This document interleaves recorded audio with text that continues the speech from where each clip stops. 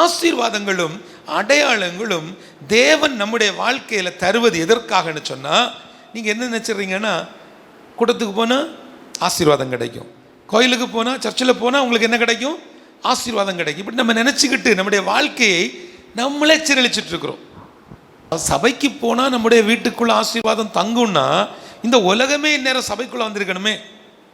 அல்லேலூயா. இங்கே எங்கே பிரச்சனை, நீங்கள் சபைக்குள்ளே வருவது அல்லது மீட்டிங்ஸ் இந்த மாதிரி கூட்டங்களில் வருவதெல்லாம் பெரிய விஷயம். ஆண்டவர் செய்யக்கூடிய அற்புதங்களும் அடையாளங்களும் வசனத்தை உறுதிப்படுத்துறதுக்காக அவர் செய்யக்கூடிய கிரியைகள்.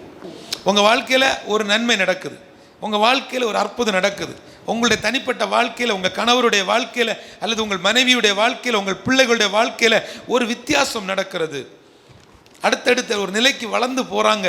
உங்களுக்கு தெரியுது ஒரு அற்புதம் நடக்குது, வீட்டுக்குள்ளே ஒரு அற்புதம் நடந்துட்டுருக்கு, வீட்டுக்குள்ளே ஆண்டவர் வச்சிருந்த ஒரு தடை மாறி கர்த்தர் அந்த தடையை மாற்றி போட்டு என் குடும்பத்துக்குள்ளே ஒரு அற்புதத்தை செய்து கொண்டிருக்கிறாருன்னு சொல்லும் பொழுது உடனே நீங்கள் என்ன செஞ்சிடக்கூடாது, நாம் ரொம்ப பர்ஃபெக்ட், இப்போ முந்தியோட நம்ம நல்லா இருக்கிறோம். இல்லை, உடனே வசனத்தை திருப்புங்க.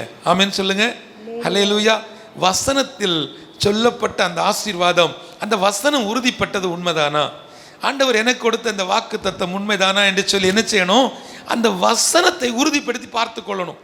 ஒரு வாக்கு தத்தம் கிடைச்சிருக்குன்னா அதை என்ன செய்யணும், கிளைம் பண்ணுறோம், அது சக்ஸஸ் ஆகிடுச்சு, ஆண்டவர் நமக்கு அந்த வார்த்தையை நிறைவேற்றி தந்திருக்கிறாருன்னா இந்த வசனத்தை கர்த்தர் என் வாழ்க்கையில் நிறைவேற்றி தந்தார் என்று சொல்லி அவருடைய நாமத்தை உயர்த்தணும்.